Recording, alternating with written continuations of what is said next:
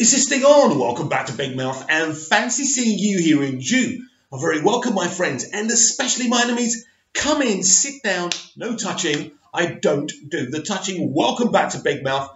I'm Mick Meanus and welcome to my Star Wars Rise of Skywalker trailer reaction. Right, so this was the one at the Disney Fan Expo the other day. The top secret one that only the people who visited could see. But because because Star Wars is in such a desperate position, they had to release it. They just had to. There can be no secrets anymore. There can be no withheld content. They need this film to make money. You know, Disney bought this for bought Lucasfilm and Star Wars for a hell of a lot of money. And they certainly never banked on getting a solo Star Wars story situation. But it's only their own fault, isn't it? There should never have been a solo movie without Harrison Ford, who could not do it at his age, who didn't want to do it, understandably. Han Solo's story's already been told. We didn't need to see a young kind of smuggler. It was ridiculous. Now, don't get me wrong. I mean, and it's funny, actually, isn't it? We saw in Captain Marvel how brilliantly Disney can do the young effect, make an older actor look younger. Why couldn't Harrison Ford? If you're going to make a solo movie, why didn't they make him look young? Problem is, as I said, Harrison, quite rightly, didn't want it to be involved. He doesn't want them to milk this franchise dry. Nobody does. And, you know, he's not really making movies anymore either. I mean, the man is what, in his 80s now, late 70s, whatever he is. He's probably my dad's age. My dad's 74. I think he may even be older than my dad, probably fitter than my dad, because my dad's disabled. But even so let's watch this trailer, let's react to it, and let's react to the other Star Wars news from the Disney Expo as well. And I'll tell you where I am with Star Wars, because I grew up with Star Wars like many of us, right? Many of you watching this video. And you know what? How Disney have sucked the excitement and the love we had for these group of films is amazing. I don't think I've even really watched the original trilogy ever since I saw The Last Jedi, and that tells you a lot.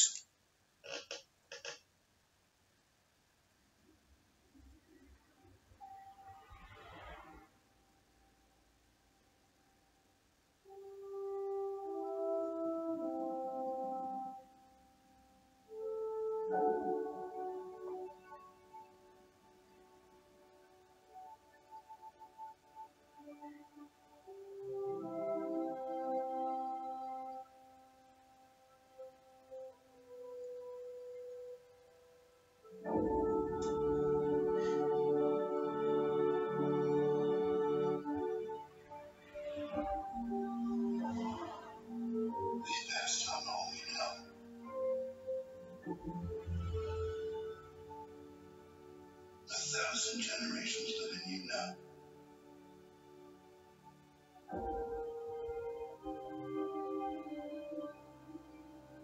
But this is your fight.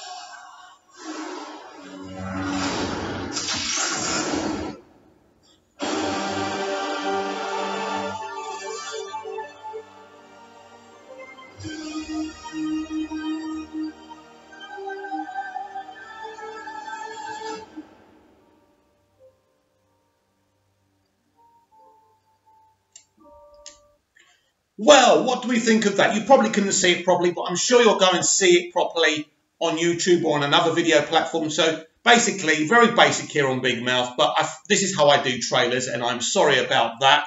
Basically, cheap laptop, built-in mic, built-in camera, but you get the idea, right? So what do I think of that? First of all, they tried a very, very old trick, and that's by giving you stuff you love. So you kind of say, well, yeah, maybe I'm wrong about the new stuff. I mean, it is connected to the other stuff. It's to bring out your love for what's been, so you can still love and feel it's all connected. Also, you wouldn't have seen it there, but it comes out in credit that the story's about to end, right, or whatever it does, right. How can you end a story that ended in the 80s with the Return of the Jedi? That's when this, as they call it, you know, the Skywalker saga ended with the Return of the Jedi. Then George went back, gave us the prequels, which I personally enjoyed. If you didn't, that's fine. The prequels were a bit like the DCEU, Batman v Superman and Man of Steel. It's not the fact that I mind people not liking something that I treasure, but it's the way people hate them. And that's what I don't like, and that's what really gets on my goat. But I'm not here to talk about that. So eventually, and you know what? I saw something really funny in this trailer as well. Every episode of Star Wars gets like quite a lot of footage, apart from The Last Jedi. They have to put some in there, don't they? Because it's part of it now. But they quickly rushed past that one, didn't they? So that was kind of funny, and that kind of shows you where Disney and J.J. Abrams are with what Rian Johnson did. But again, don't blame Rian Johnson. He came in as an independent director and was told he could do whatever the hell he wanted. So guess what? He did whatever the hell he wanted at the end of the day. The Last Jedi, for me, is just a rod that broke the camel's back. It's very similar to what's happened with Doctor Who, if you like. I think after Russell left, it was okay, it was exciting, but slowly, it became very tame and mediocre. And in the end, your love for all of it just dies. And this is what's happened with Star Wars. As I say, I haven't seen anything Star Wars related, well, probably since I saw The Last Jedi, apart from the Solo, a Star Wars story. No, I didn't boycott the movie. I did see it. I did go and see it. It's a Star Wars film. I grew up watching Star Wars and I gave it a chance. It was a solid, okay movie. I loved the fact that Darth Maul was in it. And I kind of look at this trailer and I look at the fact that everyone's getting their pants and knickers wet, that Rey could be going dark in this movie. A lot of people wanted this. I wanted her to go dark. But here's the problem. SJWs will never have a woman turning into a villain. For them, a female always has to be the hero. Now, unless they're going to make her a female Darth Vader, which would tickle their bellies, and they would like to do that, I don't see where they're going with this. Now, of course, we heard Darth's breathing. So either Anakin is coming back as Darth, right? Which would be freaking awesome. You see, there's a side of me who's really excited for this project, and there's another half of me that isn't really, because I don't trust them anymore. But when I look at this film, I would imagine, I mean, I don't think if Disney had any decision-making in this film, because this is J.J. Abrams, he can do what the fuck he wants. And he did what the fuck he wants, wanted with The Force Awakens. I think The Force Awakens is a great Star Wars movie. Yes, it pretty much retells A New Hope and those criticisms. And the only criticism I've got The Force Awakens that we didn't have Luke, Leia and Han in a couple of scenes together. That was stupid. And that was a big mistake. But in kind of over trying to sell the new characters, they undersold the old ones. And that, my friends, is a big mistake. The other mistake, of course, was only showing us 30 seconds of Luke Skywalker. Now, in terms of a cliffhanger, it was beautiful. But you need to see your original characters. And I know it's about the new characters. And in The Force Awakens, I loved the new characters. I had no issue with Rey or any of the other characters. I thought they were great. And I thought we were going to continue on a great path.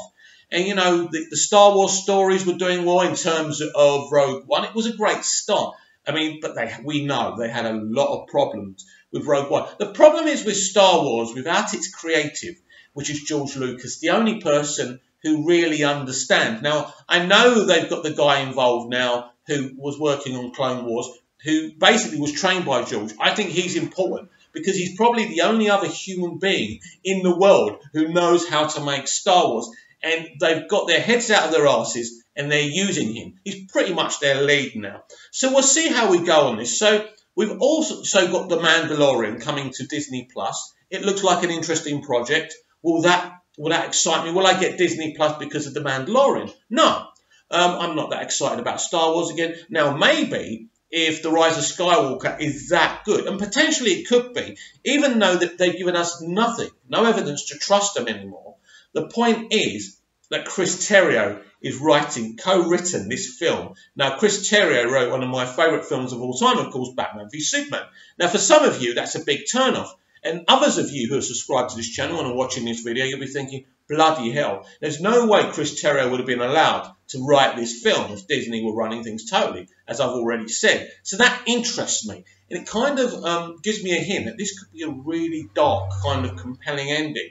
And I believe that J.J. Abrams probably will pull out all the stops of this, because I think it's important for his reputation as well that this trilogy goes out well, because this trilogy hasn't been a great Star Wars trilogy. It hasn't. The characters haven't been fleshed out enough. I don't know them enough. I don't like them enough. I don't think about them enough when the film's finished. And that's the problem, because the original trilogy and the prequel trilogy, by the way, I absolutely love. I loved all those characters. Whatever you want to say about them, that was my personal experience. I think those 6 films are brilliant, and a brilliant story was told. And for me personally, it works. This trilogy just doesn't work. So all JJ can do now is just wrap it all up. So that'll be interesting whether this saves Star Wars, because Star Wars for Disney needs to be one of their big projects. Now, we've got the Game of Thrones lads developing a trilogy. Now, they've decided that they're only going to have a Star Wars film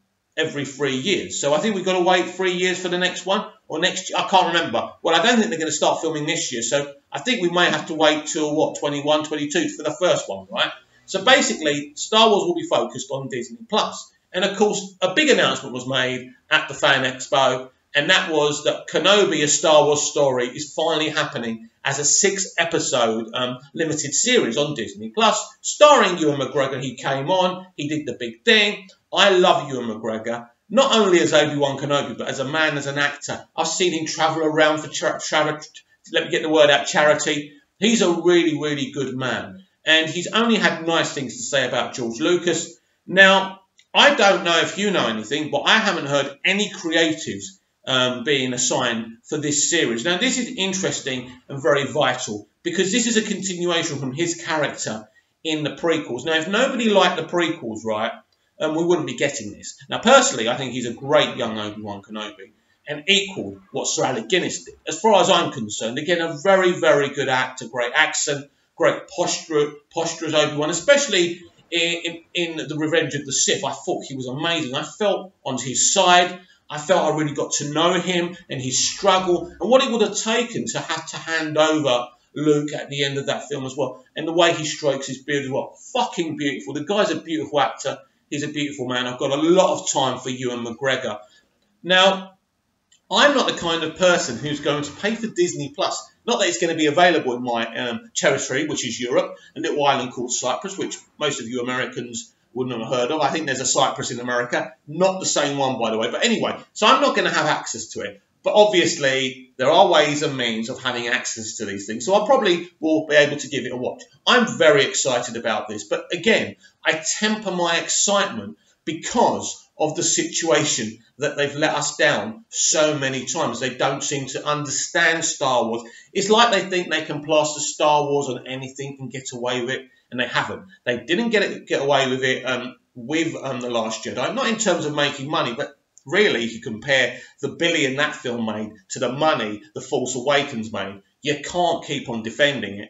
It's just a very, very boring film. That is my issue with the film. I don't care about the politics. I don't care about the representation. I care about the fact that it was a very boring, mediocre film, and I just really don't want to see that film again. I don't think many people do. Even the people defending it know the truth, right? So now we have an opportunity to get Star Wars back on track by ending this mediocre trilogy in a great way, right? So if this film finishes in a great way, we can look back at the other episodes and go, well, do you know what? It wasn't so bad. We'll kind of create this alternate universe in our heads where actually it was a really good trilogy. And you know what? That's fine with me. So I'm very kind of intrigued, I suppose, more than excited. Very excited for Obi-Wan Kenobi. Look, for Kenobi, a Star Wars story, nothing will give me great pleasure than to see George Lucas come back and write and direct each episode. Now, people will say it's too old, he's had his day, he doesn't know what he's doing. You're talking absolute bollocks. This is the creator. This is the father of Star Wars. Now, I know he's quite old now. He's probably in his 80s. But if he's fit enough to stand up and say action and put pen to paper right and write something special, I think absolutely this could be the thing that turns Star Wars around for Disney. You know, and I think it's vital. And if it's not him, the guy who was involved with the Clone Wars show, who they've got on their side, I forgot his name, but you will know his name. I think he would be great too. But we'll see what they do. I mean, just imagine if they actually got Zack Snyder. I know that would be insane and people can't see, but who would have thought Chris Terrio, who was involved with Batman v Superman and Justice League, co-writing a Star Wars movie with J.J. Abrams. And I know that J.J. Abrams is a really good friend of Zack Snyder's. So very, very interesting things going on. So I think if you look at the Disney Expo, because I didn't do a video about all the Marvel stuff, because honestly I couldn't be bothered. But the truth of the matter is the Marvel announcements were damn squibs. Because when I look at She-Hulk, yes, that's all very good. I like the She-Hulk comics, right? And I'm not a big comic book reader. I like Agents of Smash. She appears on that. She's awesome in that. She could be a really interesting character. But have they learned how to do female characters in an interesting way? And not just say, hey, I'm a woman and men suck. Do you know what I mean? So that's interesting. But when you look at what's happened to Hulk, there's no Hulk anymore. There's no Hulk. There don't seem to be any plans. And, you know, I'm talking about rumours now that I've heard that all the kind of Marvel properties that Disney don't have nailed down are being kind of looked at by Warner Brothers. That would be very, very interesting. And there's nothing that Feige or Marvel Studios or Disney could do about it. So that's an interesting situation as well. But in terms of, I think the Star Wars announcements were the things that saved this expo. Because this expo was about advertising and selling Disney Plus as a great commodity, a great streaming service. And in terms of that, I think Star Wars kind of helped that happen. The Kenobi announcement is massive. There's nothing more massive than having an Obi-Wan Kenobi limited series that by the end of it is pretty much a movie, right? They're going to make it like a movie. This is going to be awesome. I will absolutely see it. Of course I will. In terms of the trilogy that Bainoff and Wise are doing, of course, again, very excited. They're very talented men. But as I said before about them, they're good at adapting things. They're not good at doing their own content. And that was proven with the final few seasons of Game of Thrones. So I'd like them to actually adapt a book or some fan fiction or something that everybody loves. They could do a great job with that. So the future of Star Wars right now for me is still up in the air. There's so many people who just have lost the flame in their hearts for Star Wars. Can the Rise of Skywalker get it back? For example, if Darth Vader returns, if these characters return, if the Emperor is awesome, I'm giving it a chance. A lot of people don't like the poster with the Emperor dominating. I think it's amazing. So I am intrigued by that movie, and we'll see how all the rocks fall down by the end of The Rise of Skywalker.